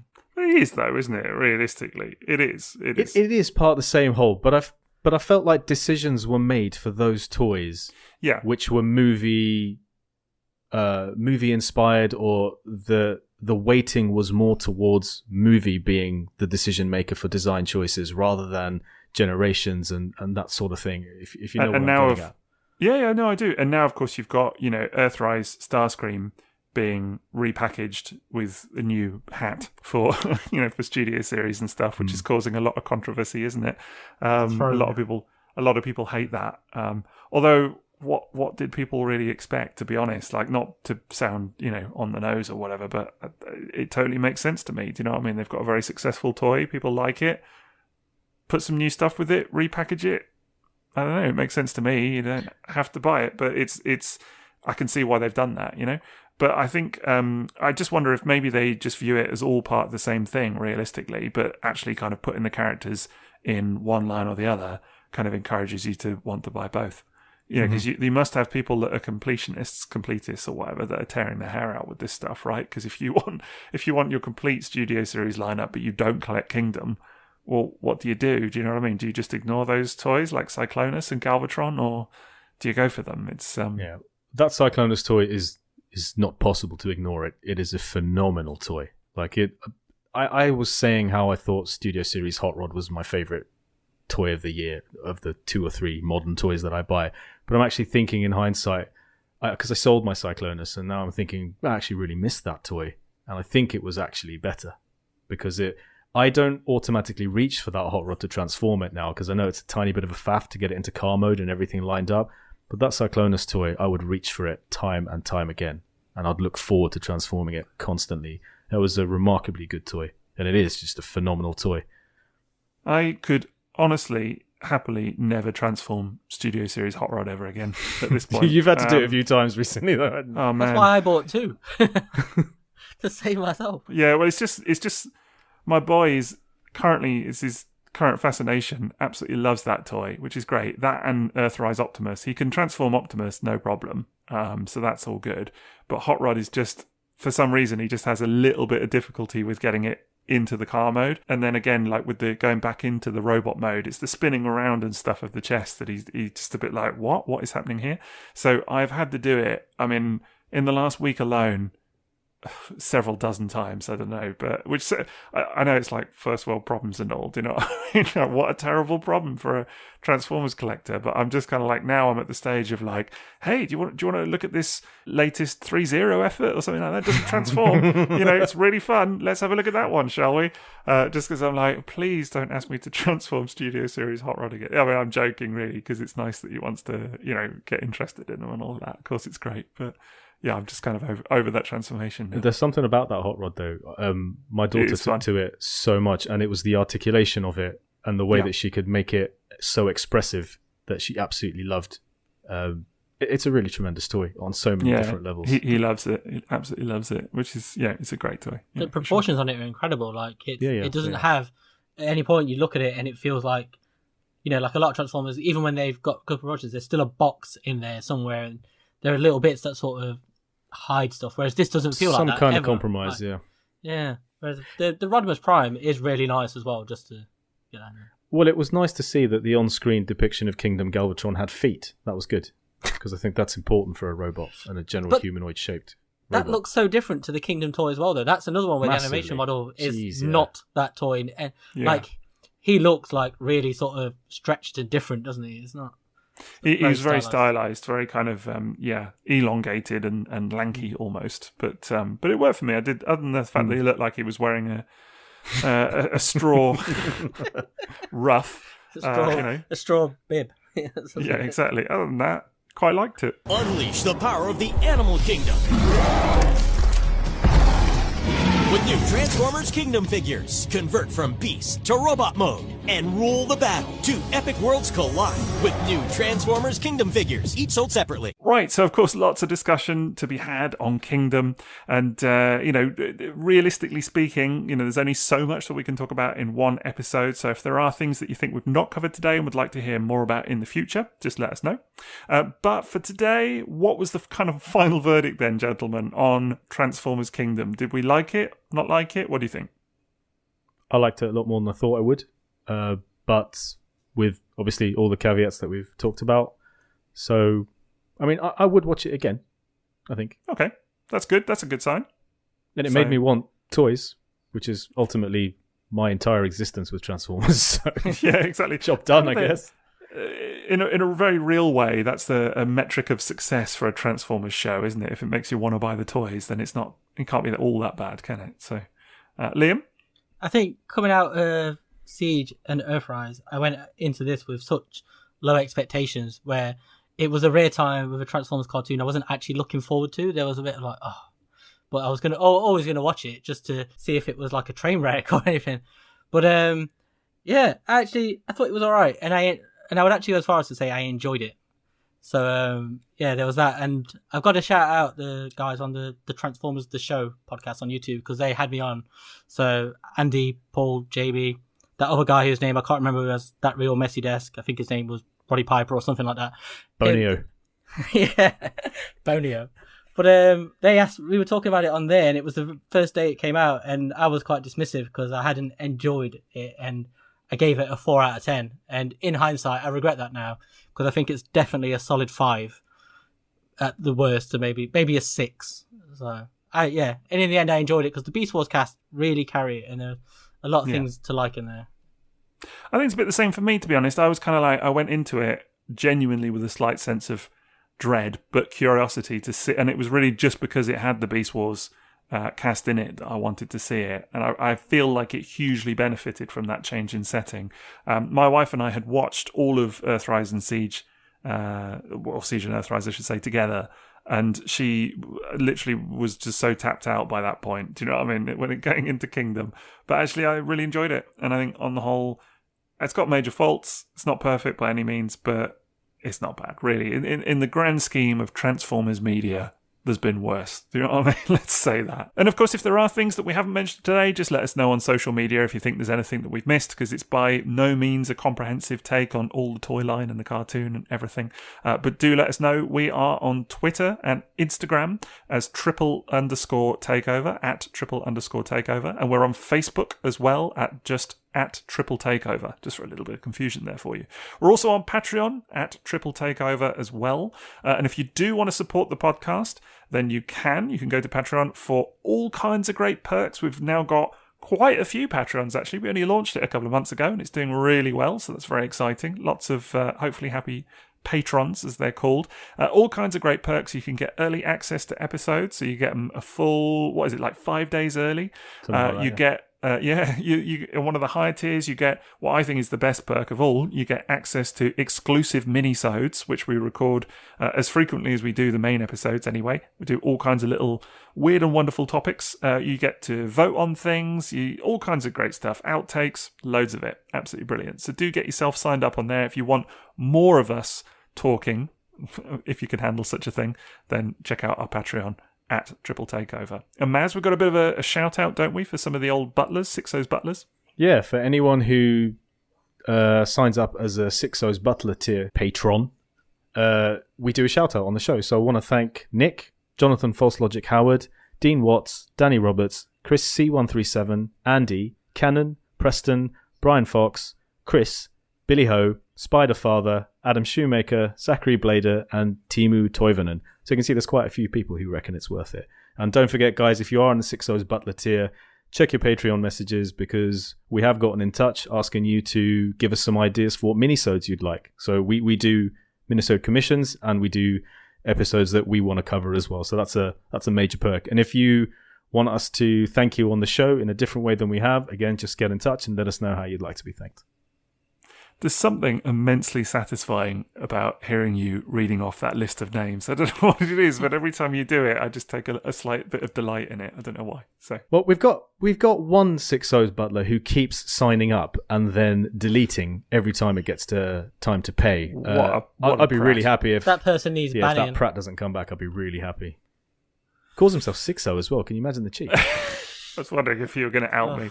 It's just because there's no way of testing some of the functionality. It's so annoying. It's Patreon anyway. It's my personal Anytime my grumble. Gmail goes off, is it this alert telling me that you've signed back up? I know, honestly. Even bloody got charged for it this month, didn't I? I forgot to delete it before the end of the month. Never mind. All in the purpose of making it good. That's the idea.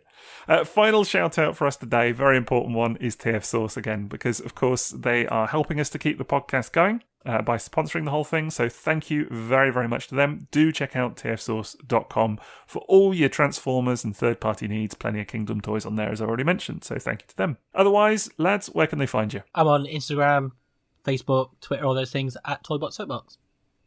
I'm on Facebook, Instagram, and Twitter at TFsquareone. And I'm on Twitter, Facebook, Instagram, and YouTube at SixoTF. That's it from us today. Thank you very much for listening, and have a good one.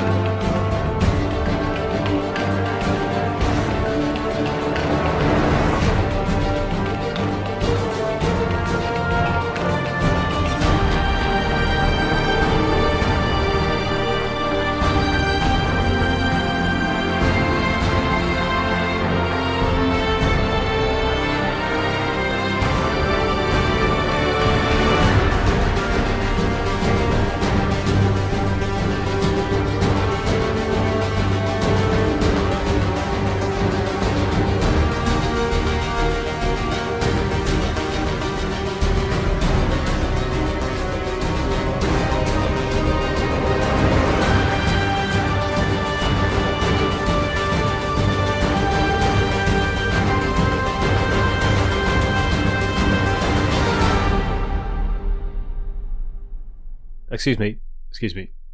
We've just had Bonio and Juliet. Where did that come from?